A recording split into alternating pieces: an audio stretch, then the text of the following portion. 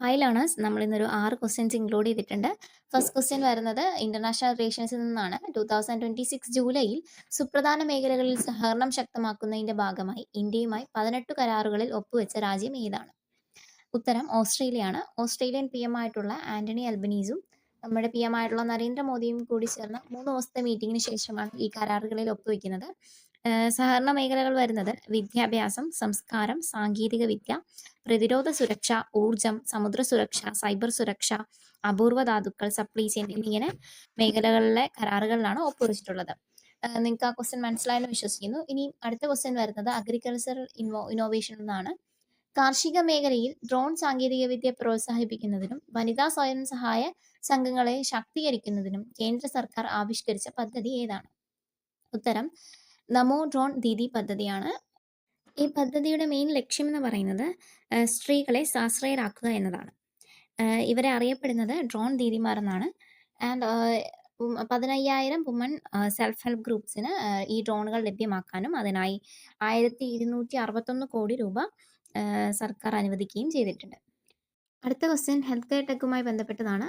പൊതുജനങ്ങൾക്ക് ആരോഗ്യ സേവനങ്ങൾ എളുപ്പമാക്കാനും വീട്ടിലിരുന്ന് ഒ പി ബുക്കിംഗ് നടത്താനുമായി നലം AI എന്ന വാട്സപ്പ് ചാറ്റ് ബോർഡ് ആരംഭിച്ച സംസ്ഥാനം ഏതാണ്? ഉത്തരം തമിഴ്നാട്. തമിഴ്നാട് ആരോഗ്യമന്ത്രിയായ KG അരുൺരാജ് ആണ് ഇതിന് ഉദ്ഘാടനം ചെയ്തത്. ആദ്യഘട്ടത്തിൽ ചെന്നൈ, ചെങ്കൽപ്പേട്ട് ഉൾപ്പെടെ 22 ജില്ലകളിലാണ് ഇത് ലഭ്യമായിട്ടുണ്ടായത്. Rajiv Gandhi government general hospital ചെന്നൈയിലാണ് ഇത് ആദ്യം വന്നത്. ഇനിയും അടുത്ത ക്വസ്റ്റ്യൻ മ്യൂസിക് ഹിസ്റ്ററിയിൽ നിന്നാണ്. ലോക പ്രശസ്തമായ total Eclipse of the heart എന്ന ഗാനത്തിലൂടെ പ്രശസ്തയായ 2026 ജൂലൈയിൽ അന്തരിച്ച പോപ്പ് ഗായിക ആരാണ്? ഉത്തരം ബോണി ടൈലർ ആണ്.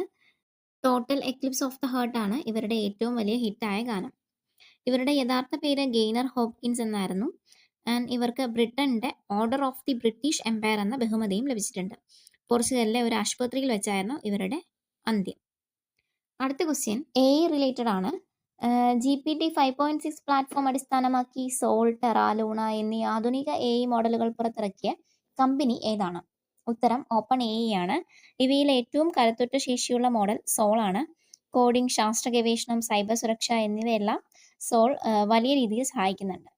ആൻഡ് മനുഷ്യരുമായി നേരിട്ട് ശബ്ദത്തിലൂടെ സംസാരിക്കാൻ കഴിയുന്ന GPT ലൈവ് വോയിസ് മോഡലുകളും ഓപ്പൺ AI പുറത്തിറക്കിയിട്ടുണ്ട്.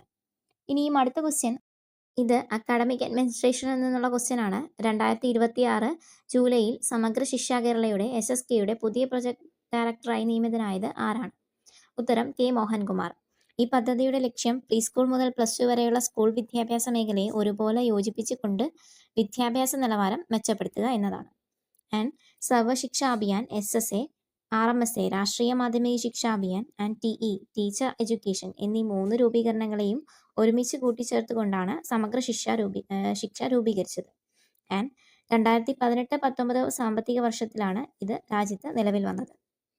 Thanks for watching. അപ്പോൾ 6 ക്വസ്റ്റ്യൻസ് മനസ്സിലായെന്ന് വിശ്വസിക്കുന്നു. അപ്പോൾ എല്ലാ ദിവസത്തെ അപ്ഡേറ്റ്സ് കിട്ടാൻ വേണ്ടി എല്ലാവരും ഫോളോ ചെയ്ത് സബ്സ്ക്രൈബ് ചെയ്ത് വെക്കുക. Okay, bye, thank U.